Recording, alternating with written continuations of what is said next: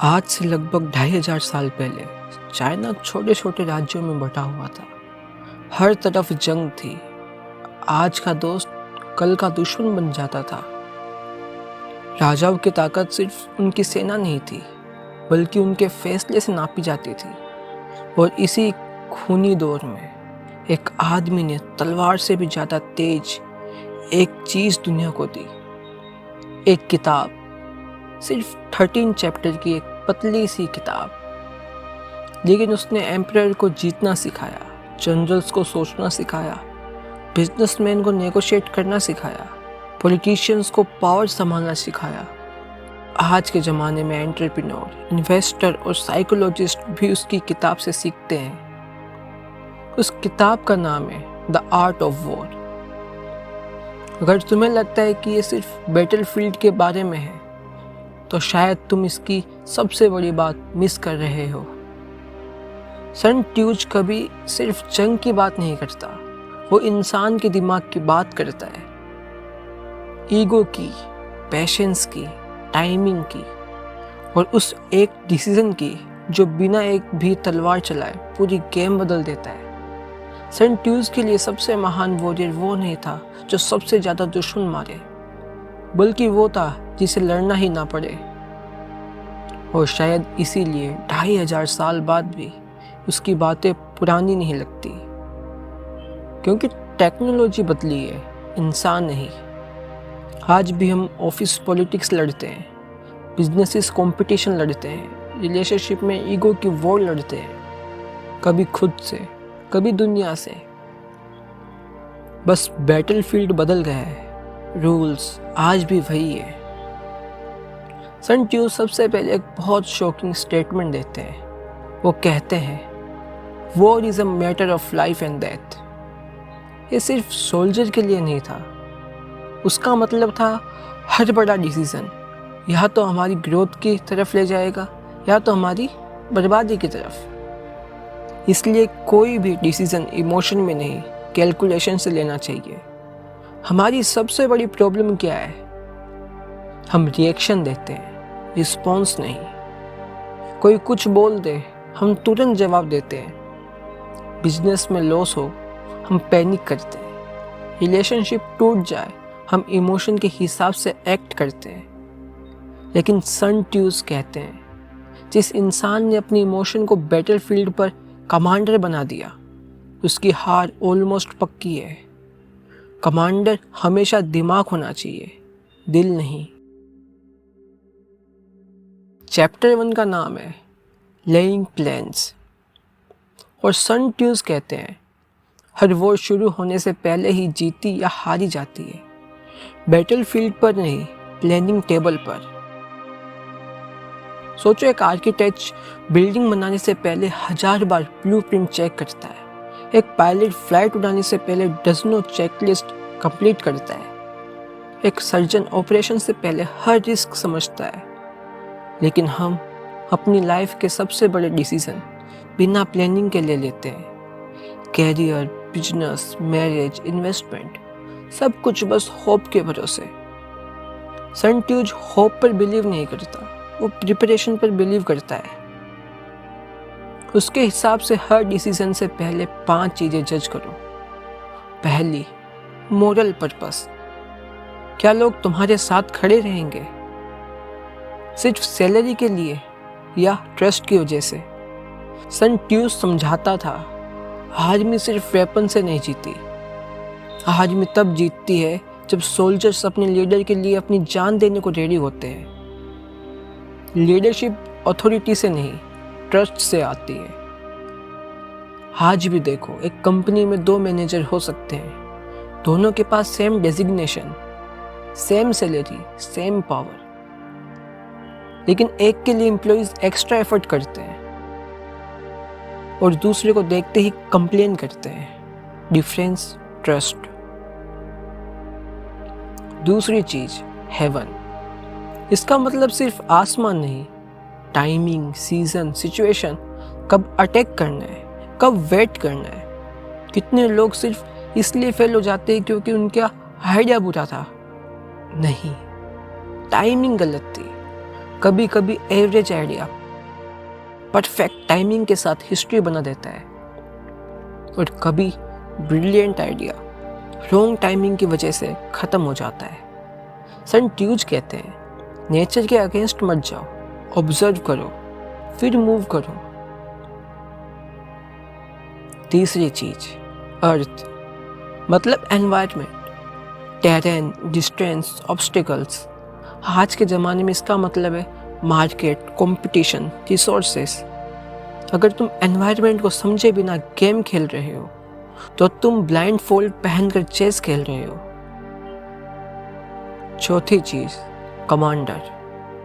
Leader के अंदर 5 qualities होनी चाहिए: विजडम, सिंसियरिटी, कंपैशन, करेज और डिसिप्लिन। ध्यान दो, सन ट्यूज सिर्फ ब्रेवरी की बात नहीं करता, वो कंपैशन भी इंक्लूड करता है, क्योंकि सिर्फ फियरलेस लीडर डेंजरस होता है और सिर्फ kind leader weak. Balance leadership का असली नाम है।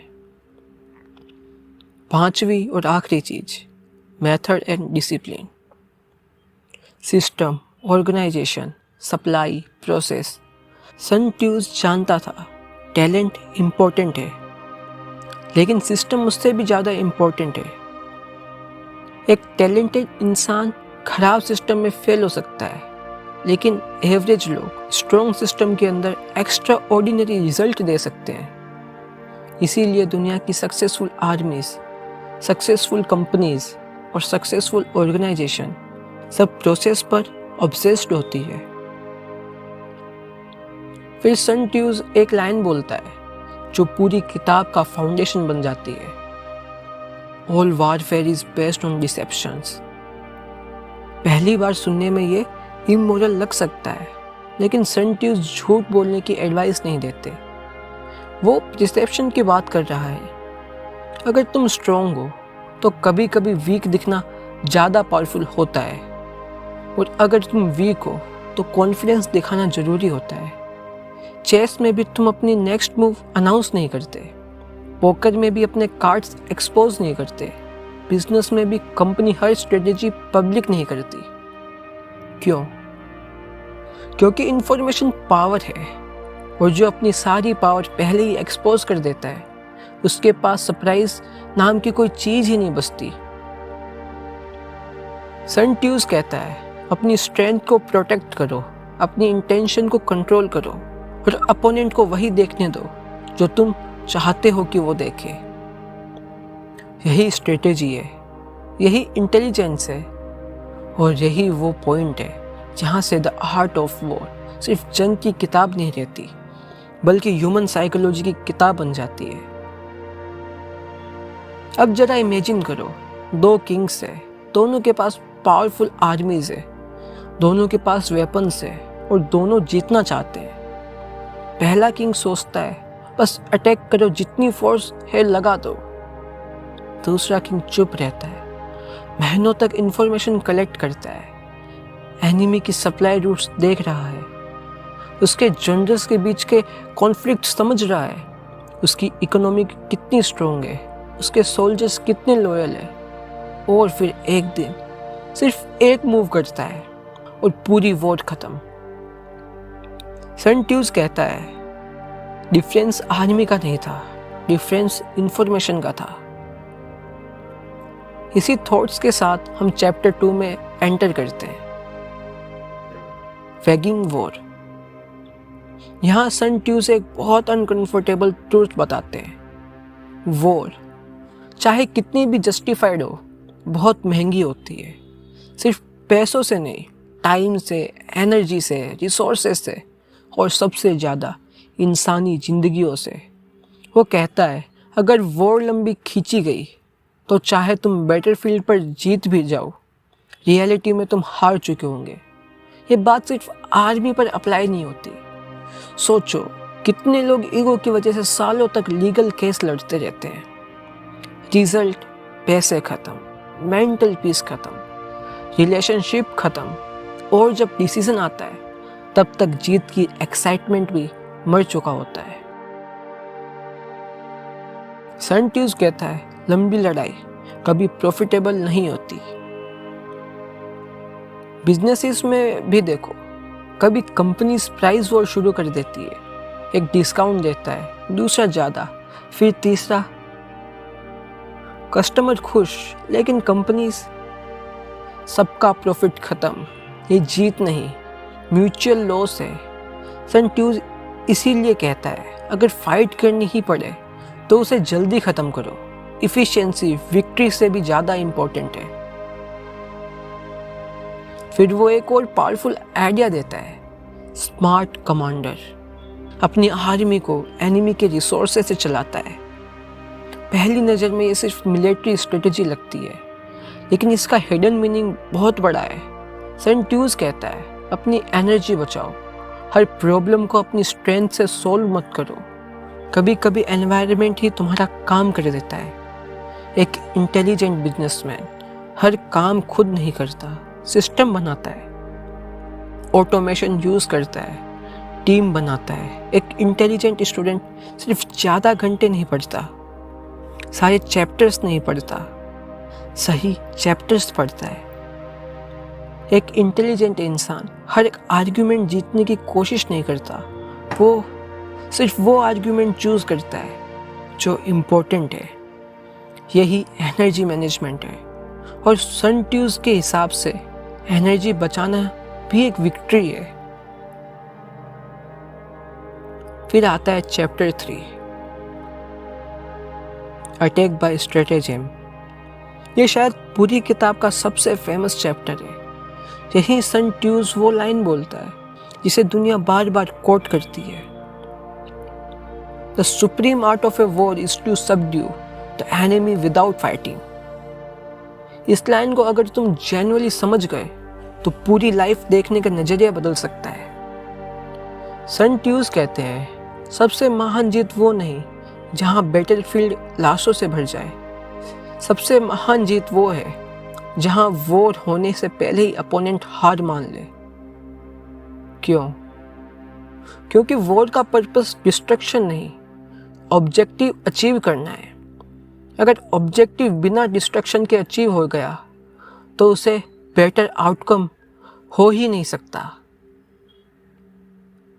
सोचो, तो बिजनेसमैन है, एक कॉम्पिटिटर को बर्बाद करने में सालों लगा देता है। Court cases, media fights, cheap marketing. और दूसरा एक इतना अच्छा प्रोडक्ट बना देता है कि कस्टमर खुद उसके पास आ जाते हैं। पहले लड़ रहा है, दूसरा जीत रहा है।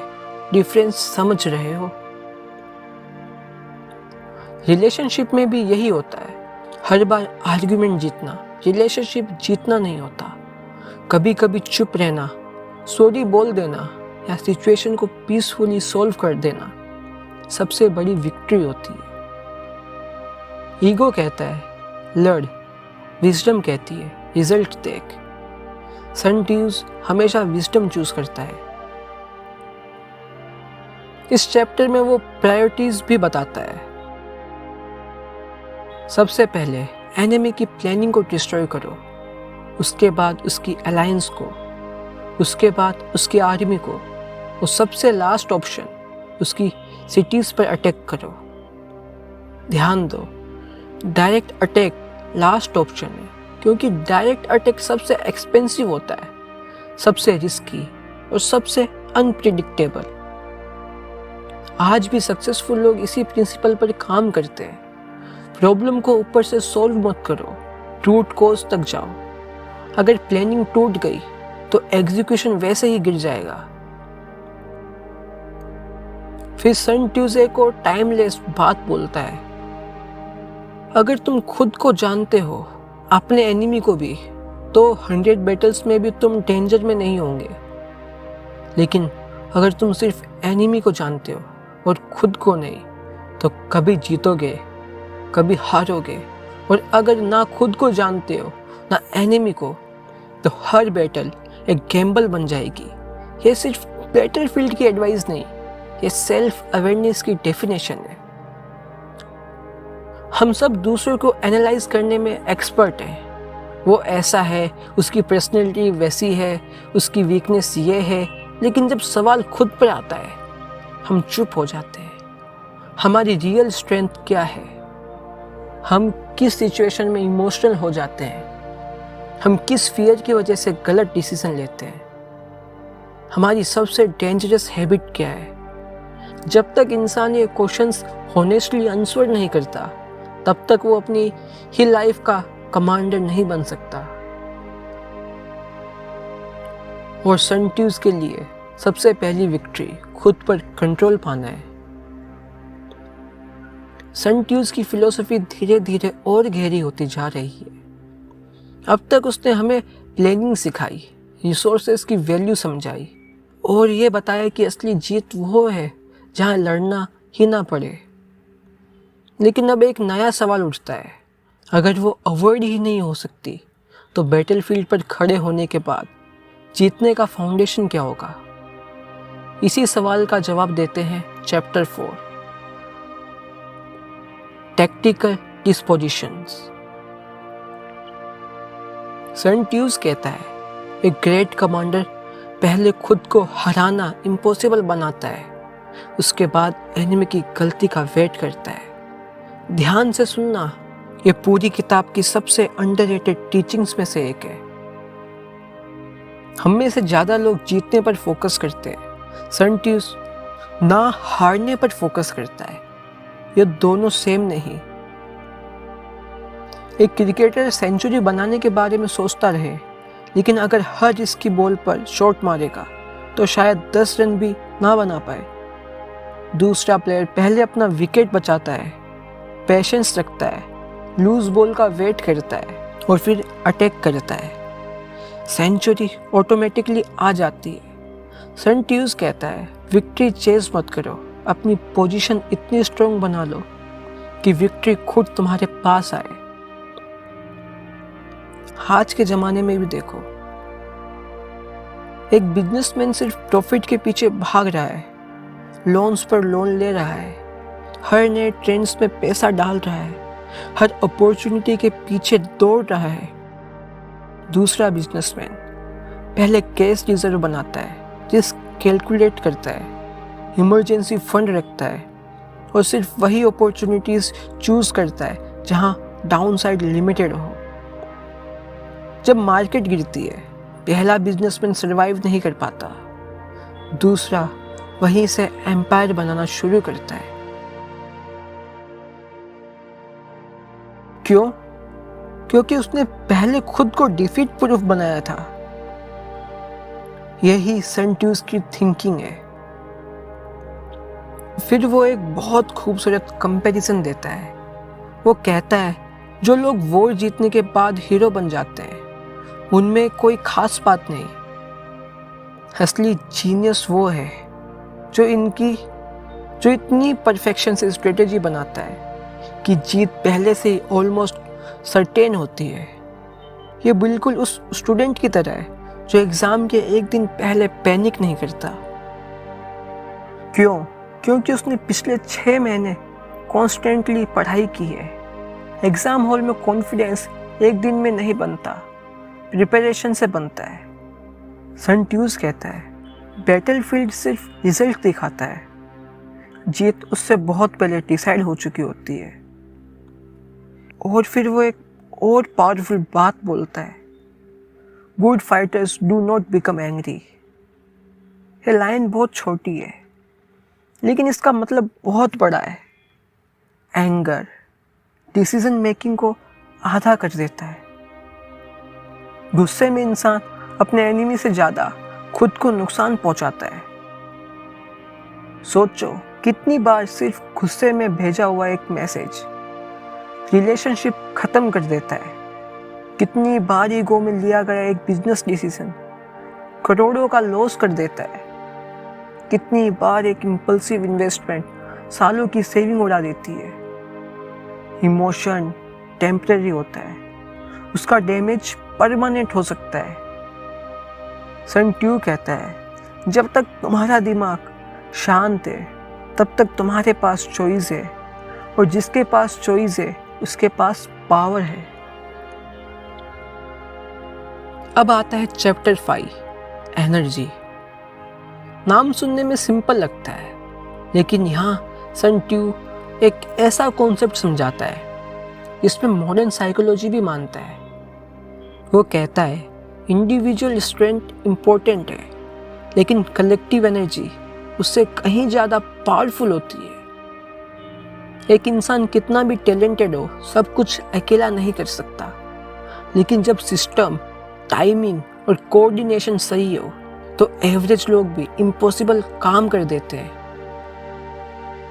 सन ट्यूज इसे एक एग्जाम्पल से समझाता है। वो कहता है एक पत्थर को हाथ में उठाओ, कुछ नहीं होगा, लेकिन वही पत्थर पहाड़ के ऊपर से सही डायरेक्शन और सही स्पीड के साथ छोड़ो तो उसे रोकना मुश्किल हो जाता है। पावर सिर्फ ऑब्जेक्ट में नहीं थी, पावर मोमेंटम में थी। लाइफ में भी एग्जैक्टली यही होता है। डेली सिर्फ 1% इम्प्रूव होना बोरिंग लगता है। एक पेज पढ़ना, एक वर्कआउट, एक अच्छी हैबिट कुछ खास फील नहीं होता, लेकिन 365 दिन बाद वही छोटे एक्शंस मोमेंटम बन जाते हैं, और मोमेंटम विल पावर से भी ज़्यादा पावरफुल होते हैं।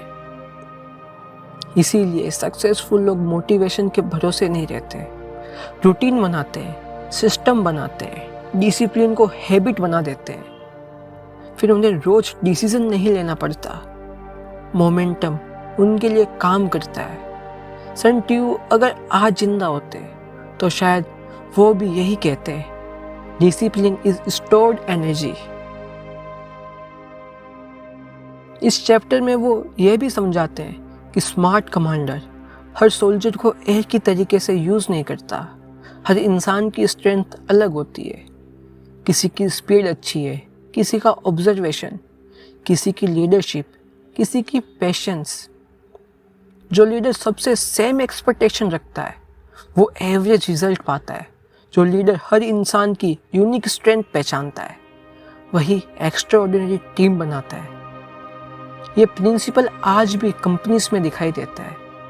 बेस्ट मैनेजर्स माइक्रो मैनेज नहीं करते, लोगों को उस जगह रखते हैं जहां वो नेचुरली एक्सिल कर सके। लीडरशिप का मतलब सब कुछ खुद करना नहीं, सही इंसान से सही वक्त पर सही काम करवाना है। और शायद इसीलिए सन ट्यू बार बार एक ही मैसेज रिपीट करता है, जीत स्ट्रेंथ से कम स्ट्रेटेजी से ज़्यादा आती है, और स्ट्रेटेजी हमेशा शांत दिमाग में पैदा होती है, ना कि गुस्से या जल्दबाजी में। अब तक सन ट्यू ने हमें एक बात बार बार समझा दी है, विक्ट्री सिर्फ स्ट्रेंथ से नहीं आती, विक्ट्री पोजीशन से आती है, प्रिपरेशन से आती है, और सबसे बढ़कर अंडरस्टैंडिंग से आती है। लेकिन एक प्रॉब्लम अभी भी बाकी है। हर बैटल फील्ड पर दो आर्मीज होती है, दोनों प्लानिंग करती है, दोनों इंटेलिजेंट होती है, तो फिर फर्क कहाँ पड़ता है? इस सवाल का जवाब है chapter 6, weak points and strong. और शायद यह पूरी किताब का सबसे प्रैक्टिकल चैप्टर है। सन ट्यू कहते हैं, हर इंसान, हर ऑर्गेनाइजेशन, हर आर्मी और हर सिस्टम चाहे बाहर से कितना भी पावरफुल दिखे, उसके अंदर कोई ना कोई वीकनेस जरूर होती है। क्वेश्चन ये नहीं है कि वीकनेस है या नहीं, क्वेश्चन ये है कि तुम उसे देख पा रहे हो या नहीं। एक एक्सपीरियंस्ड डॉक्टर पेशेंट्स को देखते ही सिर्फ सिम्टम्स नहीं देखता, रूट कॉजेस ढूंढता है। एक डिटेक्टिव सिर्फ क्राइम सीन नहीं देखता, बिहेवियर ऑब्जर्व करता है।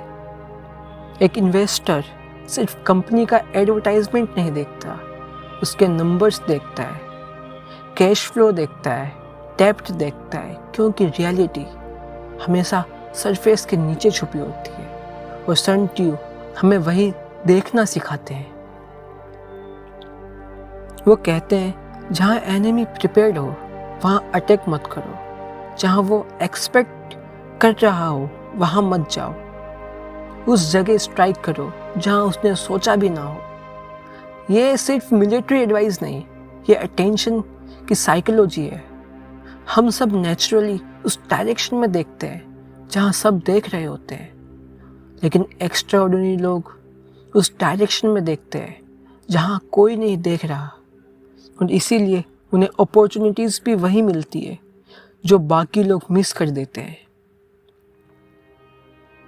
सोचो, एक मार्केट ऑलरेडी क्राउडेड है, 1000 लोग वही प्रोडक्ट बेच रहे हैं, कंपटीशन बहुत हाई है, प्रॉफिट कम है। एवरेज बिजनेसमैन वही शॉप खोल देता है क्योंकि सब वही कर रहे हैं, लेकिन इंटेलिजेंट बिजनेसमैन एक ऐसी प्रॉब्लम ढूंढता है जिसे अभी तक किसी ने सीरियसली सॉल्व नहीं किया है, और वही उसकी सबसे बड़ी स्ट्रेंथ बन जाती है। सन ट्यू कहते हैं, कंपटीशन से भागो मत, लेकिन उसकी चॉइस तुम खुद करो। एनिमी को डिसाइड मत करने दो कि बैटल कहाँ होगी, बैटल फील्ड तुम चूज करो। फिर वो एक और ब्रिलियंट ऑब्जर्वेशन करता है, अगर तुम एनिमी को मूव करवाना चाहते हो तो उसे कुछ ऐसा दिखाओ जिसे वो इग्नोर ना कर सके। ये लाइन सुनने में सिंपल लगती है, लेकिन आज के डिजिटल वर्ल्ड में हर जगह इसी प्रिंसिपल का यूज़ होता है। Advertisement, notifications, breaking news, flash sale सब तुम्हारा अटेंशन कैप्चर करने की स्ट्रेटजी है। जो तुम्हारा अटेंशन कंट्रोल करता है वो तुम्हारे डिसीजन को इन्फ्लुएंस कर सकता है। और इसीलिए सन ट्यूज कहता है, कभी भी सिर्फ रिएक्ट मत करो, हर रिएक्शन से पहले यह पूछो, क्या यह मेरा डिसीजन है या किसी और की स्ट्रेटेजी। यह एक सवाल इंसान को मैनिपुलेशन से बचा सकता है। फिर वो कहता है, वाटर का बिहेवियर देखो, पानी कभी माउंटेन से टकराने की जिद नहीं करता, वो अपना रास्ता बदल देता है और धीरे धीरे सबसे सख्त पत्थर को भी काट देता है। सन ट्यू कहता है, स्ट्रेटेजी भी पानी जैसी होनी चाहिए, रिग्ड मत बनो, एडेप्टिव बनो। लाइफ में बहुत लोग इसलिए फेल नहीं होते क्योंकि वो इंटेलिजेंट नहीं होते, वो इसलिए फेल होते हैं क्योंकि वो चेंज एक्सेप्ट नहीं करते। दुनिया बदल गई लेकिन उनकी सोच वही रह गई, मार्केट बदल गया लेकिन उनका बिजनेस मॉडल वही रहा, टेक्नोलॉजी बदल गई लेकिन उन्होंने सीखना छोड़ दिया। और फिर वो कंप्लेन करते हैं कि लक उनके साथ नहीं था। सन ट्यू कहता है, लक से पहले अडेप्टेशंस आते हैं। अब हम पहुंचते हैं चैप्टर 7, मैन्योर वेरिंग। ये चैप्टर स्ट्रेटेजी से ज़्यादा ह्यूमन बिहेवियर के बारे में है। सन ट्यू जानता था बैटलफील्ड पर सबसे डेंजरस चीज़ एनिमी नहीं होता, कन्फ्यूज़न होता है। जब ऑर्डर्स क्लियर नहीं होते, जब कम्युनिकेशन टूट जाता है, जब हर इंसान अपनी डायरेक्शन में भागने लगता है, तब आर्मी अंदर से टूट जाती है। और सच कहूँ, ये सिर्फ आर्मीज की प्रॉब्लम नहीं, फैमिलीज भी इसी वजह से टूट जाती है, कंपनीज भी, रिलेशनशिप भी, और कभी कभी इंसान खुद भी। सन ट्यू कहता है, एक कमांडर का पहला काम क्लैरिटी क्रिएट करना है। कंफ्यूजन हर एनर्जी को खा जाते हैं। सोचो, अगर तुम्हारे पास एक दिन के लिए कोई प्लान ही ना हो, सुबह उठकर पता ही ना हो क्या करना है, कौन सी प्रायोरिटी है, तो दिन भर बिजी रहने के बाद भी शाम को लगेगा कुछ अचीव ही नहीं हुआ। बिजी होना और प्रोडक्टिव होना दोनों अलग चीजें हैं। ये बात सन ट्यू 2500 साल पहले समझा गए थे। इस चैप्टर में वो इम्पेशंस के खिलाफ भी वार्निंग देते हैं। कभी कभी एनिमी तुम्हें प्रोवोक करेगा ताकि तुम गुस्से में या एक्साइटमेंट में गलत मूव कर दो। यही साइकोलॉजी आज भी सोशल मीडिया पर चलती है। कोई कमेंट करता है, हम तुरंत रिप्लाई कर देते हैं। कोई इंसल्ट करता है, हम अपना पूरा दिन उसी में बर्बाद कर देते हैं, और एंड में जीता कौन? वही जिसने तुम्हारा अटेंशन कैप्चर कर लिया।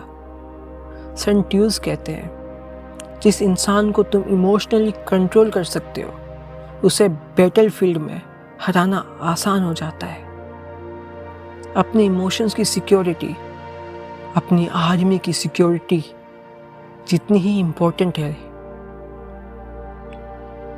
और फिर वो एक लाइन बोलता है जो हर लीडर को याद रखनी चाहिए, कभी आदमी को इतना थका मत दो कि उसके पास फाइट करने की ताकत ही ना बचे।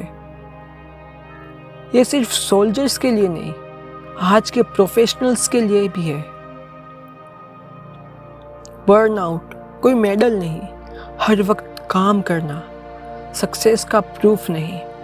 अगर तुम्हारी बॉडी और तुम्हारा माइंड दोनों ही एग्जॉस्ट है तो तुम स्ट्रेटेजी नहीं बनाओगे, तुम सिर्फ सरवाइव करोगे, और सर्वाइवल विक्ट्री से बहुत अलग चीज़ है।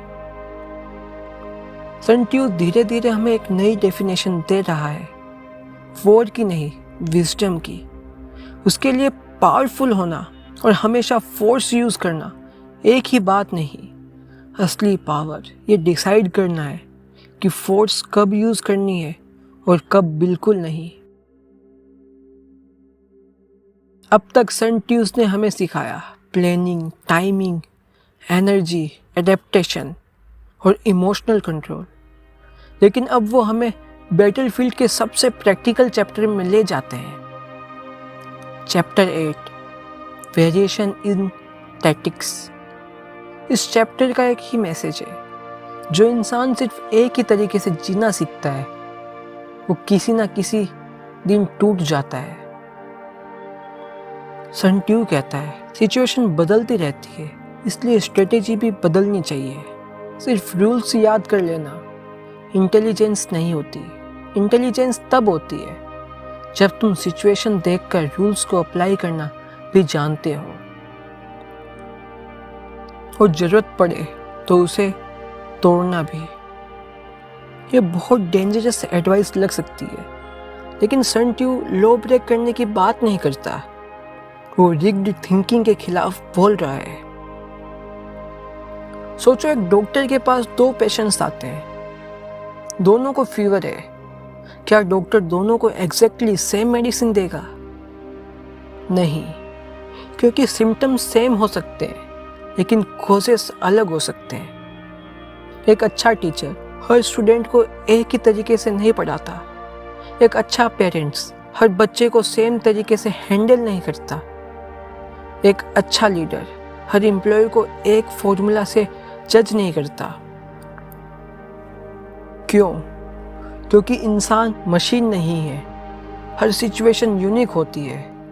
और सेंट्यूज कहता है, जो लीडर हर प्रॉब्लम को एक ही सॉल्यूशन यूज़ करता है वो जल्दी या देर से हार जाएगा। फिर वो 5 डेंजरस वीकनेस बताता है, और सच कहूँ ये सिर्फ जनरल्स की वीकनेस नहीं, हम सब की वीकनेसेस है। पहली, रेकलेसनेस, हर वक्त प्रूव करना, हर चैलेंज एक्सेप्ट कर लेना, हर जगह रिस्क लेना। लोग इसे ब्रेवरी समझते हैं, सेंट्यूज इसे स्टूपिडिटी मानता है, क्योंकि जो इंसान हर फाइट एक्सेप्ट करता है वो जल्दी ख़त्म हो जाता है। हर बैटल तुम्हारी नहीं होती, हर ओपिनियंस का रिप्लाई ज़रूरी नहीं होता, हर अपॉर्चुनिटी नहीं होती। कब नो बोलना है यह भी विजडम है। दूसरी वीकनेस,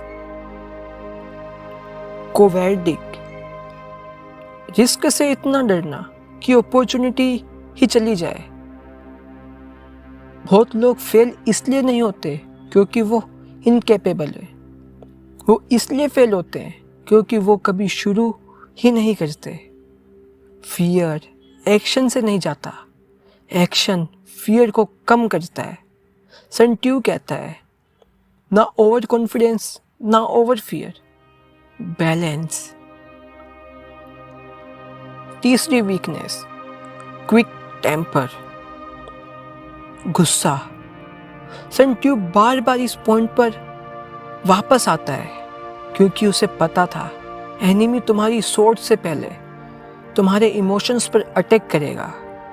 आज सोशल मीडिया इसी प्रिंसिपल पर चल रहा है।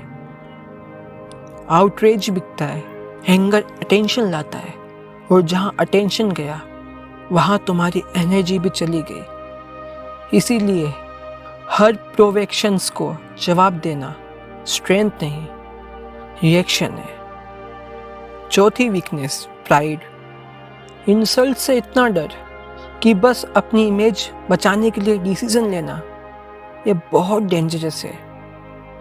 कितने बिजनेसमैन सिर्फ ईगो की वजह से लॉस मेकिंग बिजनेस कंटिन्यू करते रहते हैं। कितने लोग सिर्फ लोग क्या कहेंगे के डर से अपनी पूरी लाइफ कॉम्प्रोमाइज कर देते हैं। सन ट्यू कहता है अगर तुम्हारी आइडेंटिटी तुम्हारे डिसीजन कंट्रोल कर रही है तो स्ट्रेटेजी मर चुकी है।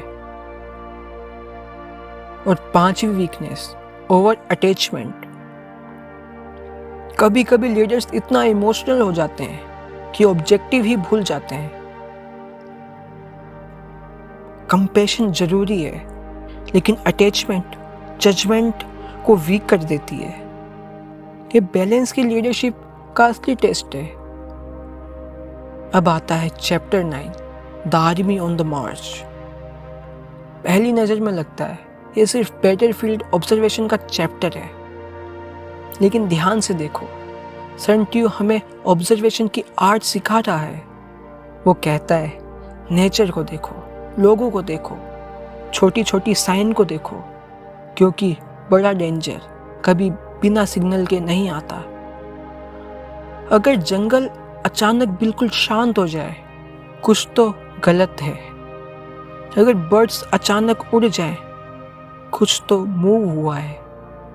अगर एनिमी अननेसेसरी शोर मचा रहा है, शायद वो अपनी वीकनेस छुपा रहा है। सन ट्यूज कहता है रियलिटी वर्ड्स में कम, बिहेवियर में ज़्यादा दिखती है। और ये प्रिंसिपल आज भी उतना ही पावरफुल है। इंटरव्यू में कैंडिडेट क्या बोल रहा है, उससे ज़्यादा इम्पोर्टेंट है वो बिहेव कैसे कर रहा है। बिजनेस मीटिंग में कोई डील को बहुत जल्दी क्लोज करना चाहे तो सवाल पूछो, इतनी जल्दी क्यों? इन्वेस्टमेंट में अगर कोई बोल रहा है 100% गारंटेड प्रॉफिट, तो शायद वही सबसे बड़ा वार्निंग सिग्नल है। सन ट्यूज कहता है स्मार्ट इंसान सुनता कम है, ऑब्जर्व ज़्यादा करता है। एक और ब्यूटीफुल पॉइंट, वो कहता है हर सोल्जर बार बार पानी पी रहे हैं, ये डिसिप्लिन टूट रहा है या अननेसेसरी कंप्लेंट बढ़ रही है, तो प्रॉब्लम एनिमी नहीं, इंटरनल कोऑर्डिनेशन है। या सन ट्यू एक यूनिवर्सल ट्रूथ बोल रहा है, हर ऑर्गेनाइजेशन अंदर से टूटना शुरू होती है, बाहर से नहीं। फैमिली हो, बिजनेस हो या इंसान खुद, जब अंदर डिसिप्लिन, पर्पस और ट्रस्ट खत्म हो जाते हैं, तब बाहर का कोई एनिमी जरूरी नहीं रहता। और शायद इसीलिए सन ट्यू कहता है हर रोज सिर्फ दुनिया को मत देखो, कभी खुद को भी ऑब्जर्व करो। तुम्हारा पेशेंस कम हो रहा है, तुम जल्दी इरिटेट होने लगे हो, फोकस टूट रहा है। ये सब वार्निंग सिग्नल है। बैटलफील्ड बाहर शुरू होने से पहले अंदर शुरू हो चुकी होती है। अब हम पहुंचते हैं चैप्टर 10, टेरेन। पहली नज़र में लगता है ये चैप्टर सिर्फ पहाड़ों, नदियाँ और रास्तों के बारे में है, लेकिन अगर ध्यान से देखो, सन ट्यू टेरेन से सिर्फ ज़मीन की बात नहीं कर रहा, वो कॉन्टेक्स्ट की बात कर रहा है, एनवायरनमेंट की, सिचुएशन की, और ये समझने की कि हर बैटलफील्ड एक जैसी नहीं होती। सोचो एक इंसान अपने घर में बहुत कॉन्फिडेंट होता है, लेकिन स्टेज पर बोलते ही नर्वस हो जाता है। एक एम्प्लॉय ऑफिस में ब्रिलियंट होता है, लेकिन बिजनेस शुरू करते ही स्ट्रगल करता है। एक क्रिकेटर स्पिन बहुत अच्छा खेलता है, लेकिन फास्ट बॉलिंग के सामने वीक पड़ जाता है। प्रॉब्लम टैलेंट की नहीं थी, टेरेन की थी।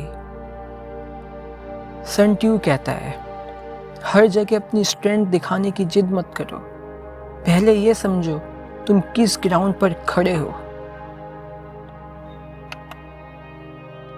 वो बैटलफील्ड को अलग अलग कैटेगरीज में डिवाइड करता है। कहीं अटैक करना सही है, कहीं रुकना, कहीं रिट्रीट करना वीकनेस नहीं, विजडम है। ये बात तुम्हारी लाइफ में भी उतनी ही सच है, लेकिन हमने रिट्रीट को हार मान लिया है। बिजनेस नहीं चल रहा, फिर भी बस ईगो की वजह से पैसा डालते जा रहे हैं। रिलेशनशिप टॉक्सिक है, फिर भी सिर्फ आदत की वजह से उसमें फंसे हुए हैं। करियर क्लियरली सूट नहीं करता, फिर भी 10 साल वहीं गुजार देते हैं। सन ट्यू कहता है, कब पीछे हटना है ये जानना भी लीडरशिप है। हर बैटल जीतना जरूरी नहीं, वॉर जीतना जरूरी है। फिर वो एक और इम्पोर्टेंट पॉइंट बोलता है, कभी अपने सोल्जर्स को इम्पॉसिबल सिचुएशन में मत डालो, सिर्फ इसलिए क्योंकि तुम्हारा ईगो अलाउ नहीं करता कि तुम स्ट्रेटेजी बदलो। ये लाइन सुन के लगता है जैसे वो आज के कॉर्पोरेट लीडर से बात कर रहे हो। कितनी कंपनी सिर्फ सीईओ की ईगो की वजह से डूब गई, कितने प्रोजेक्ट सिर्फ इसलिए फेल हुए क्योंकि किसी ने एक्सेप्ट ही नहीं किया कि प्लान गलत है। सन ट्यू कहता है, रियलिटी तुम्हारी ओपिनियन से इंडिपेंडेंट होती है। सच को इग्नोर करने से सच बदलता नहीं, सिर्फ लॉस बढ़ता है। और फिर वो लीडरशिप की सबसे ब्यूटीफुल डेफिनेशन में से एक देता है, अगर कमांडर अपने सोल्जर्स को सिर्फ नंबर समझाता है तो वो कभी ग्रेट लीडर नहीं बन सकता। लीडर को डिसिप्लिन भी रखना है और केयर भी, फियर भी होना चाहिए और रिस्पेक्ट भी। सिर्फ फियर रिबेलियन पैदा करता है, सिर्फ काइंडनेस इनडिसिप्लिन। बैलेंस लीडरशिप का असली नाम है। अब आता है चैप्टर 11, द 9 सिचुएशन। यह chapter the art of war का इमोशनल पीक है। यहाँ सन ट्यू इंसान के बिहेवियर को एक्सट्रीम प्रेशर में ऑब्जर्व करता है। वो कहता है, सिचुएशन बदलती है तो इंसान भी बदल जाता है, और इसीलिए लीडर को सिर्फ लोगों को नहीं, सिचुएशन को भी समझना चाहिए। सबसे फेमस कॉन्सेप्ट इसी चैप्टर में आता है, डेथ ग्राउंड। सन ट्यू कहता है, कभी कभी इंसान अपनी रियल स्ट्रेंथ तब दिखाता है जब उसके पास पीछे हटने का कोई रास्ता ही नहीं बचता। ये सुनते ही लोग इसे सिर्फ वॉर से जोड़ देते हैं, लेकिन जरा अपनी लाइफ को देखो। कितनी बार तुमने अपना बेस्ट तब दिया जब डेडलाइन बिल्कुल सामने थी। कितनी बार एग्जाम की लास्ट वीक में उतना पढ़ लिया जितना पूरा महीने नहीं पढ़ा था। कितनी बार किसी बिजनेस ने तब ग्रोथ की जब उसके पास कैश खत्म होने वाला था। प्रेशर कभी कभी इंसान को तोड़ता नहीं, उसके अंदर छुपी हुई स्ट्रेंथ को बाहर निकाल देता है। लेकिन ध्यान रहे, सन ट्यू प्रेशर क्रिएट करने की एडवाइस नहीं दे रहा। वो कह रहा है, लीडर को समझना चाहिए कि इंसान अलग सिचुएशन में अलग तरीके से बिहेव करता है। ग्रेट लीडर्स इसी साइकोलॉजी का यूज़ करते हैं। वो लोगों को इंस्पायर करते हैं, उन्हें पर्पस देते हैं, और ज़रूरत हो उन्हें उनकी कंफर्ट जोन से बाहर भी निकालते हैं। फिर सन ट्यू एक वार्निंग देता है, अगर तुम्हारी आर्मी का ऑब्जेक्टिव क्लियर नहीं तो ब्रेवरी भी बेकार है। कितने लोग बहुत मेहनत करते हैं लेकिन गलत डायरेक्शन में, रिजल्ट थकान बहुत, प्रोग्रेस कम। मेहनत इम्पोर्टेंट है लेकिन डायरेक्शन उससे भी ज़्यादा इम्पोर्टेंट है। एक कैंपस के बिना फास्ट भागने का कोई फ़ायदा नहीं।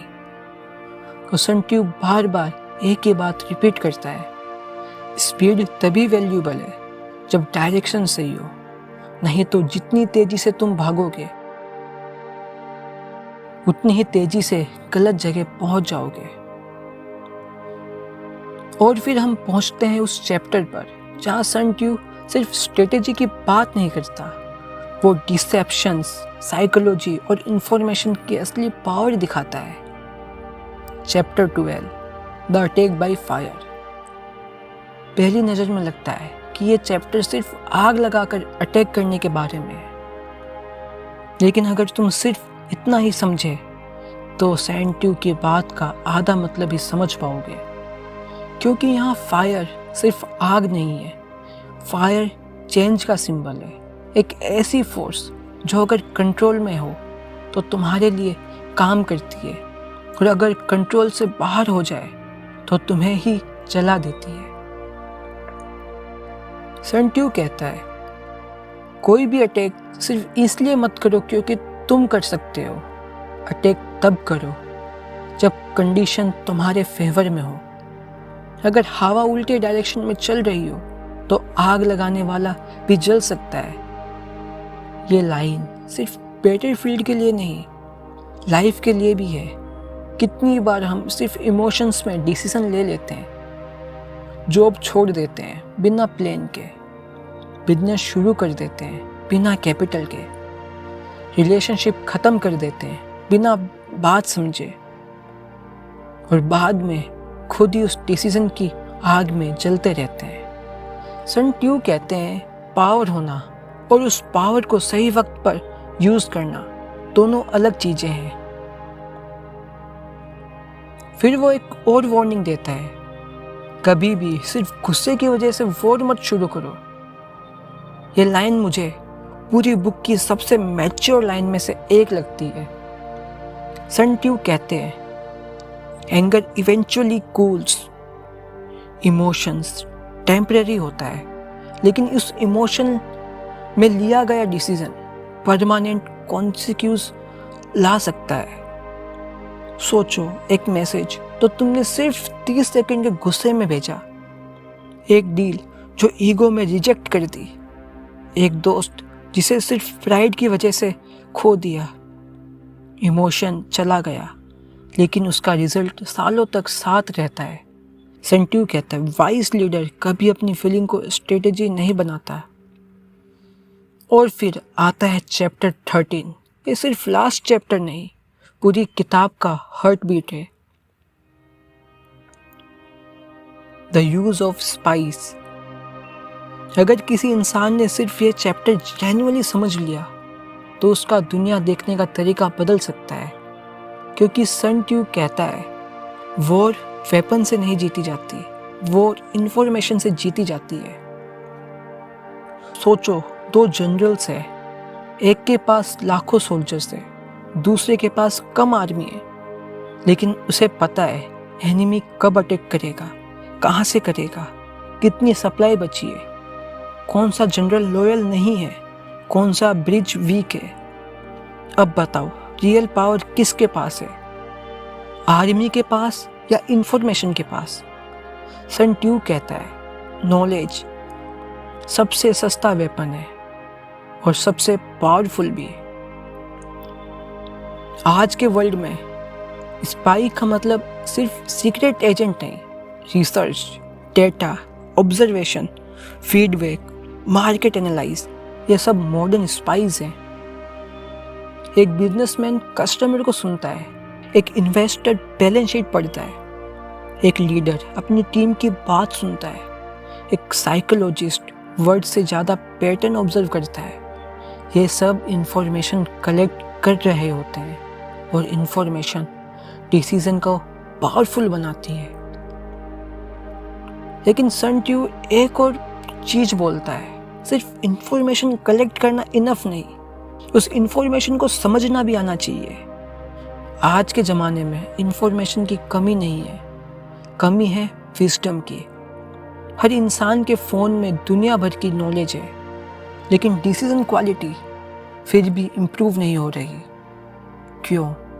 क्योंकि नॉलेज और अंडरस्टैंडिंग एक चीज़ नहीं। सन ट्यू कहता है,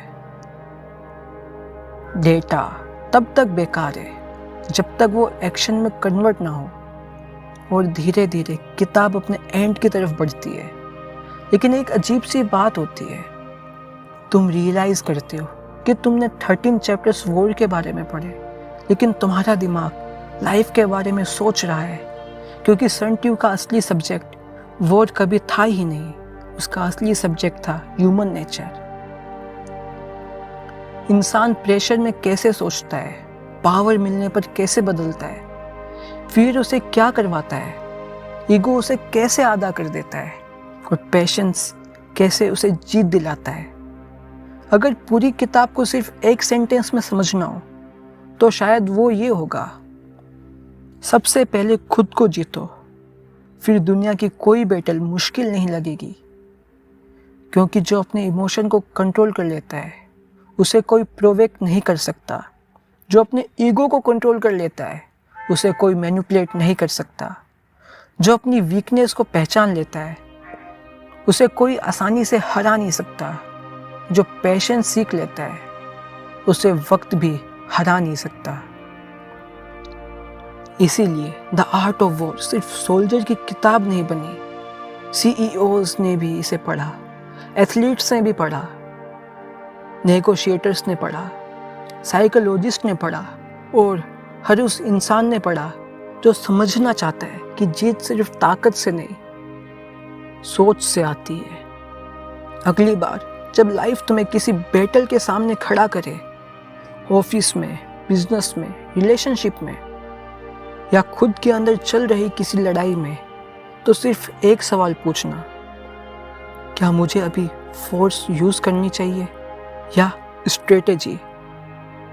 हो सकता है इसी एक सवाल का जवाब तुम्हारी पूरी जिंदगी की डायरेक्शन बदल दे। और शायद यही था सन ट्यू का असली मैसेज: तलवार चलाना सीखने से पहले दिमाग चलाना सीखो।